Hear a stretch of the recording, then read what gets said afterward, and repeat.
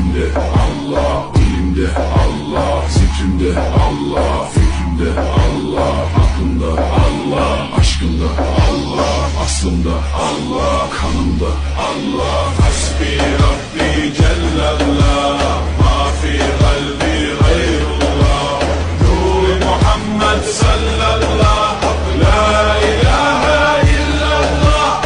Hasbi Rabbi Cellallah, ma fi kalbi gayrullah, Nur Muhammed sallallahu, la ilahe illallah. Bu benden bir davet, nefse ikamet, hem de tek çare Allah Allah. Bu hayat imtihan, şeytandan intikam, sayısız iltifat Allah Allah. Güvendiğin dağlara kar yağar bak ancak Allah asla seni satmaz. Düşünce kalkmalısın, şu